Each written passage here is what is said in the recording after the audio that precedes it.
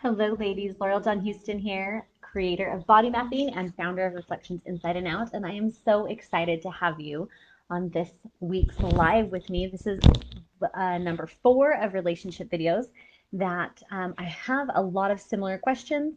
And so I figured now would be a great time to do a very specific just set of videos on relationships, what they do to your body, all of that kind of stuff. So far we have talked about um, your joints, we've talked about your lips, we've talked about all of the intimate parts of your body and what it looks like when your relationships are off and what that does to them when related to body mapping. So, just a really quick review, body mapping is a, a compilation of energy work, anatomy and physiology, body language studies, and all of this stuff piled together after 20 years of studying people. And I put it all together and created body mapping. And the basis behind it is this: my thumb measures my eye. And when I am true to who I am and I know who I am, then I don't compare myself to someone else because my thumb will never measure your eye. And so all of body mapping is based on symmetry and proportions and helping you figure out who you are, who you were born to be, and that there's a literal map on your body that the universe left you to help you know and understand who you are. So that is what body mapping is. But today I wanted to be really, really specific because so many people have questions about when it comes to relationships. They have questions about their thoughts. They have questions about their voice. They have questions about following their gut and their intuition and all of these different things. And I wanted to make something very, very clear. When relationships are led by your head, they will usually lead you astray.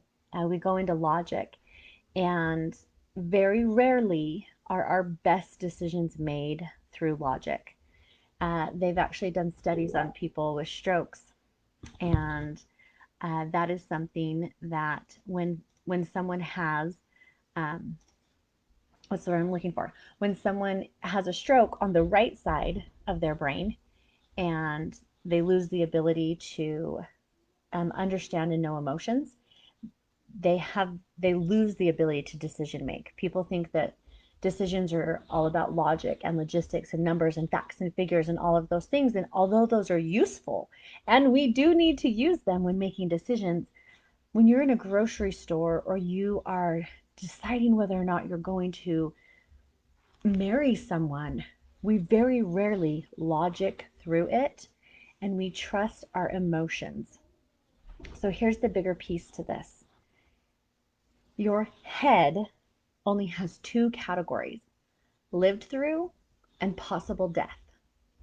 So anytime you were in a relationship where you felt unsafe, your brain has put that into a bucket that said possible death. Anytime you were in a scenario where embarrassment came up, your brain put that into a bucket stating possible death.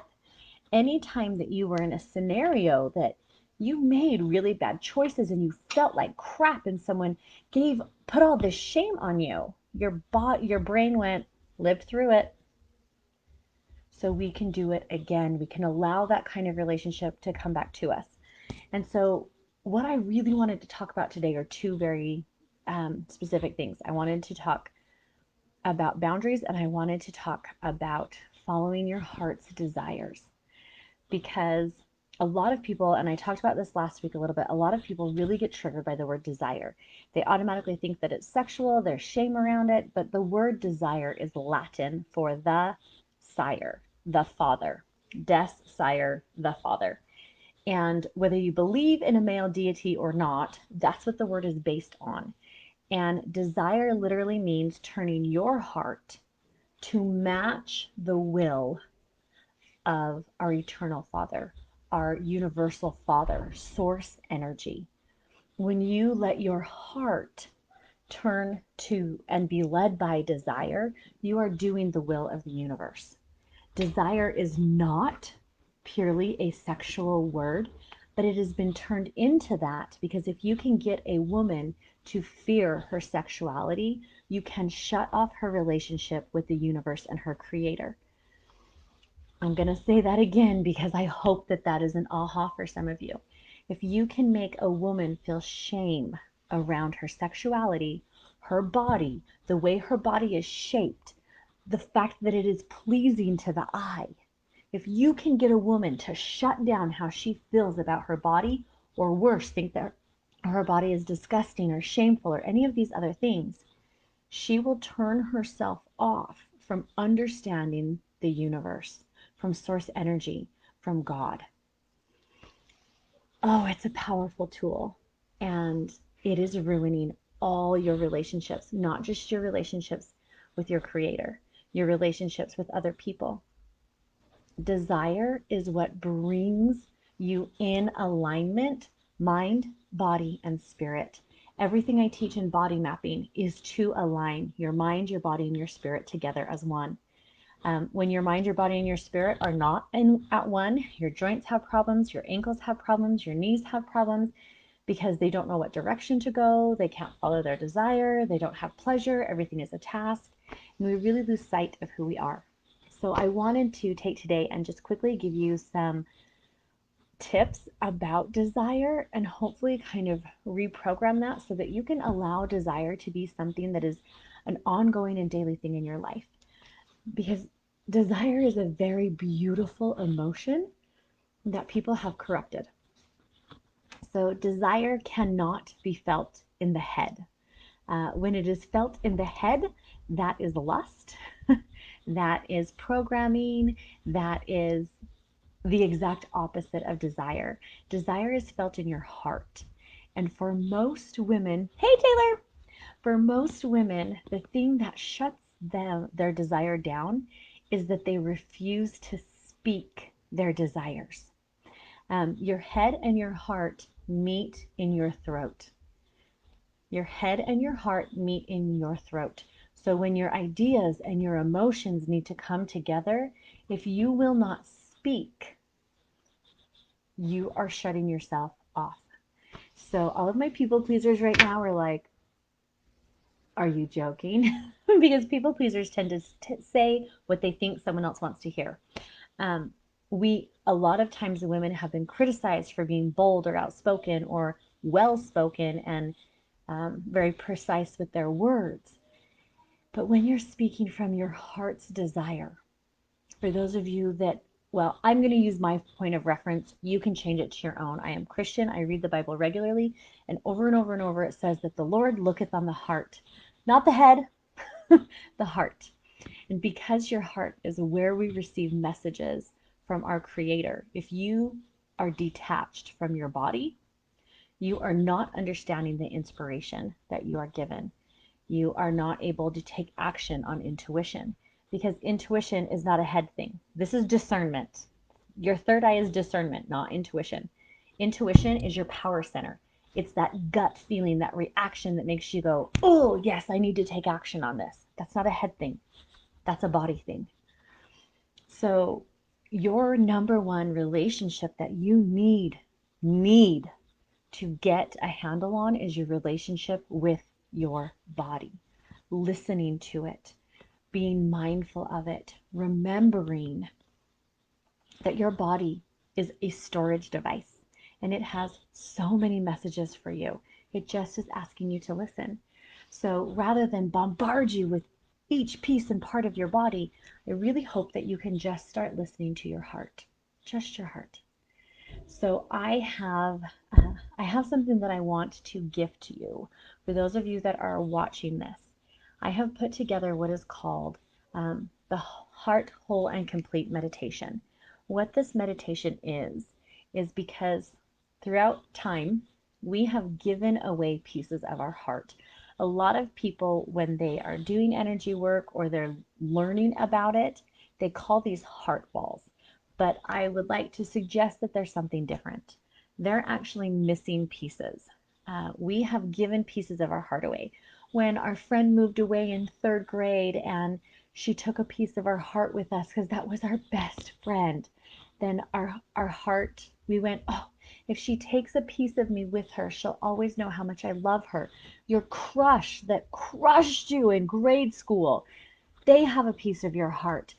Your children, You gave them a piece of your heart so that they would know and understand just how much you love them. But as you've given pieces of your heart away, you've also become more and more lost. And in an effort to find yourself, we will take pieces of other people's hearts because we want them to love us. And we feel empty inside. And so we will take pieces of their heart. So your heart right now, if you were, for those of you who know how to muscle test, I want you to ask yourself, what percentage of my heart is mine? And put it in the chat if you feel like you are called to do so. What percentage of my heart is mine? And for some of you, you'll get blank. That is actually an answer. 0% of your heart right now is energetically yours. You have given and taken. And this is one of the reasons you are so lost. You can't make a decision. Nothing brings you joy. Nothing makes you gleeful and passionate anymore, because the heart that you're working on isn't yours. And so you're having a hard time connecting to the universe and his answers. And it's breaking and it hurts. And you have felt so dead. I want to teach you how to repair that. And so for any of you that are wanting the whole heart, or the, what is it? Heart, whole, and complete meditation. I totally forgot what it is called. I am going to post a link to that. It is 100% free. I just want you to have the meditation. It actually takes you through a process to get all of your parts and pieces back. And more importantly, return all of the parts and pieces of the hearts that you've given to other people or taken from other people. Now, very rarely do you rock around and go, I want a piece of that person's heart. No, it's through your interactions with each other. It's because you just want someone to love you. You just want someone to pay attention to you. This happens a lot during between spouses, between children, between parents. Um, we give of ourselves in an effort to get love. But the problem is that when you push part of your heart on theirs, part of their heart leaves. And so then you take it. And someone with only a part of a heart can't fully love you. So for those of you that have felt like you're in a relationship where someone isn't loving you fully, you need to repair your heart and give them back all of their parts so that they can love you fully, so that you can understand the inspiration and the discernment that you are being given, because the universe doesn't speak to the head. That's maybe where you understand it, where you discern it. That's the whole purpose of your third eye, is to decipher and discern information. Your body is what receives intuition and inspiration. It's all about the heart. So this is why, for those of you who are very familiar with me, you know that my big passion is teaching women how to get into feminine energy. And I do that through reconnecting them with their body. The reason I want you reconnected with your body is because when you listen to your heart's desires, you get what you want. Because your head and your heart are able to speak truth in a logical way. You can be kind and bold. You can be strong and patient. There are all these things that when your heart and your head combined with your voice, you can be an and instead of an or. And so if you want the heart whole meditation, and I already have your email address, I'll just send it directly to you so you don't have to go through all of that. Otherwise, I will put a link in here so that you can do that meditation, because this is what that meditation does for you. It gets your parts and pieces back to you, and it returns the other parts and pieces to people cleansed, purified, and filled with the light and love of the universe. So you're not like, here's your broken heart back. No, you are filling it with light and love. Here's the other reason why I want you to have the recording over and over and over. Because our energy is so used to giving and taking pieces, it takes a minute for it to stop doing it. So I have worked with women before that they're like, I've been doing this every day for a week, and although I'm I started out, Taylor said hers is at 67%. So like tomorrow, if she were to do the whole heart and complete meditation, and then tomorrow she wakes up, she checks in and she says, what percentage of my heart is mine? And she's only at 73%. But last night when she went to bed, she was at 100%. She's going to go, wait, what? Well, you woke up, you interacted with your children, you interacted with your husband, and your body was like, hey, I'm supposed to have part of that.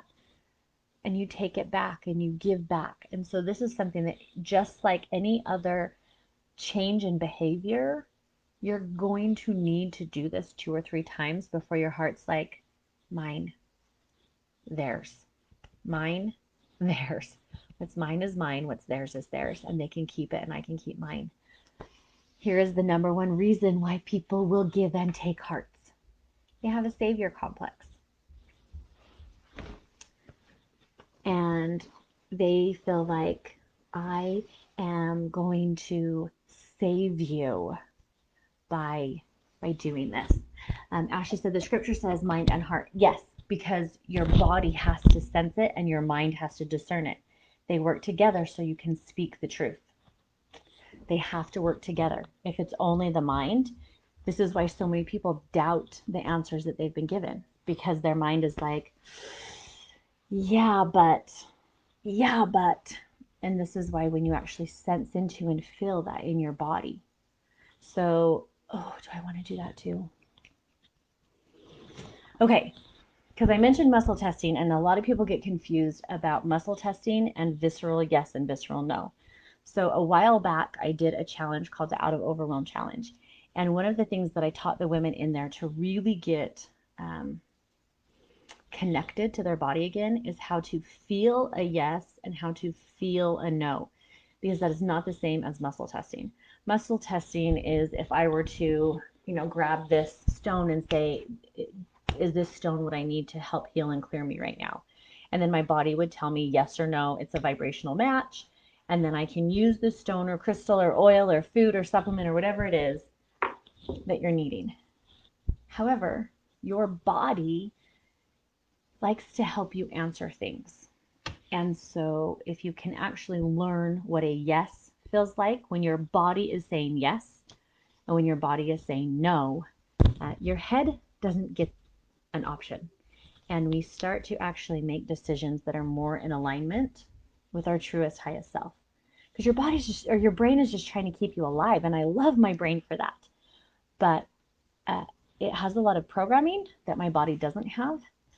My body is more in alignment.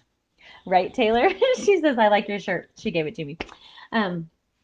Okay, so how you find what your body feels like with a yes and a no is you just say yes, yes, yes, over and over and over. I tell people you want to say it between 50 and 60 times.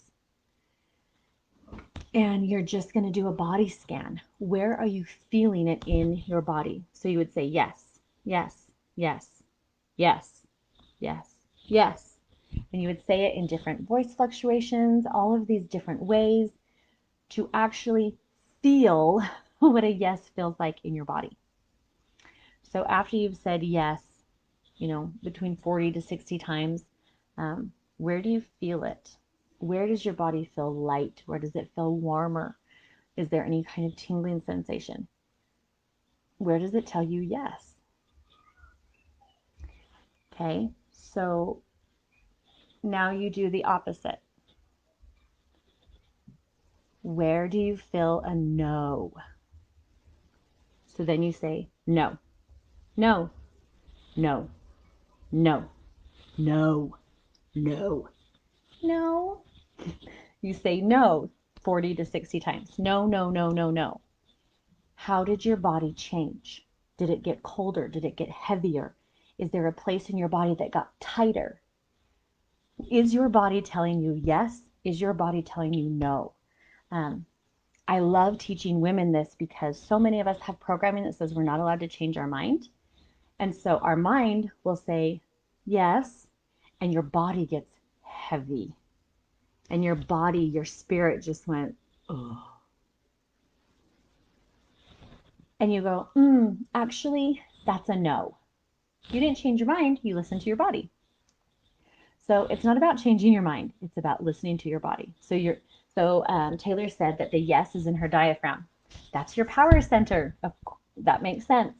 The no is in your neck. There's hands, there's tensions, there's stiffness. So when you are asked to do something, I'm going to use this as the example. When you are asked to do something, someone gives you a call and they say, hey, I need help with this committee.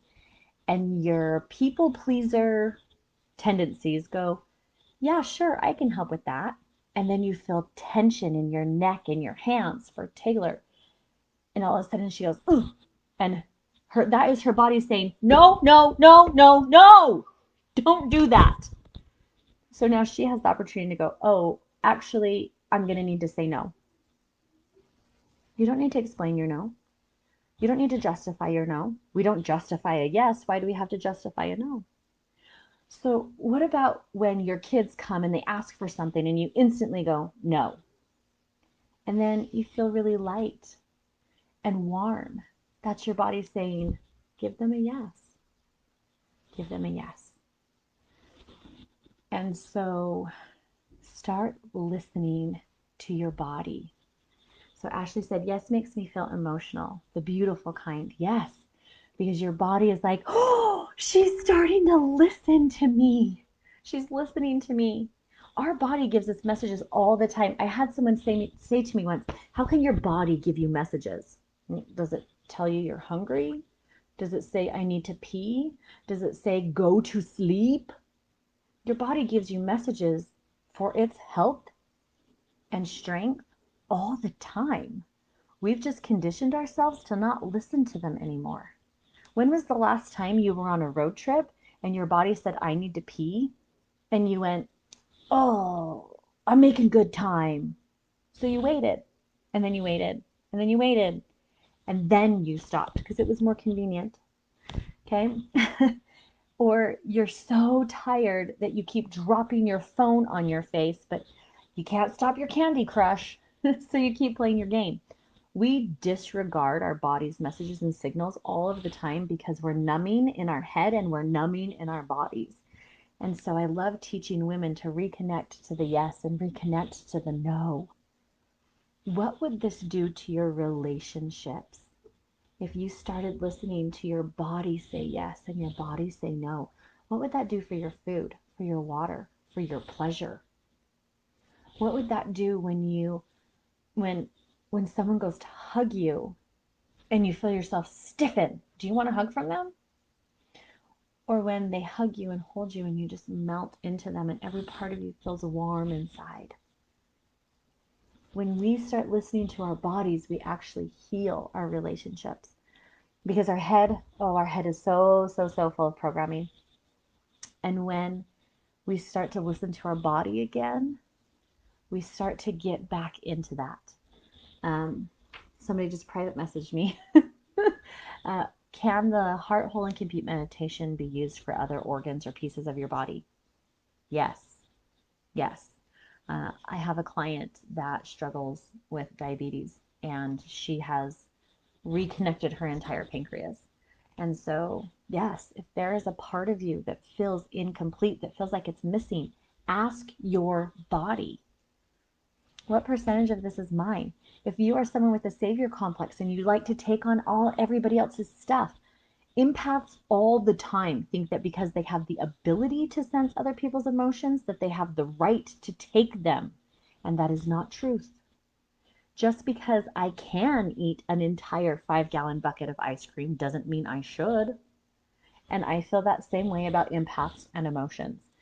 So a lot of times people who have been sponges for everyone, they do have a lot of physical problems because it's not theirs and they need to send it back and they need to replace all of their stuff with themselves. So I love teaching that you have a yes and your body has a no. And when you start listening to your body, to your heart, you will find that you are more in line with your desires. Not your people pleasing, not your programming, desire. Because when your head and your heart are in alignment, then you speak truth. Because the head has to help you understand what's going on in here. They work together. Have you ever known someone that thinks out loud? I think out loud. I'm a think out louder.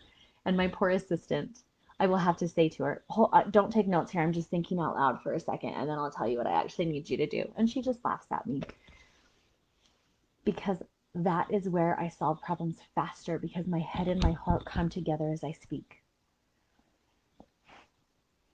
Tap into and find your heart's desires. Let your heart help you problem solve, because your heart is what is in true alignment with source energy and your Father in heaven and all of those beautiful, limitless, knowledgeable parts of you. I truly hope that I very rarely give you guys tangible skills. So please, please, please, this is all about skills. This is about tapping into your heart. This is about making yourself whole and complete again. This is about understanding the messages your body is sending you over and over and over and over. Ladies, please, please use these techniques, because I've gotten some beautiful messages from those of you as I've been doing these relationship videos, and I want you to have amazing relationships. So thank you so much for coming in. If you're here on a replay, be on a replay. I have a feeling that because I was getting comments and then all of a sudden they just stopped. And so I think something's going on with my internet again, because one is only like a half a message. So if I didn't answer your question fully, it's because I didn't get, I don't think I got them all. But I love you, and I am so grateful that you come and that you learn and that you listen. And I will get the link to the Heart Whole and Complete meditation.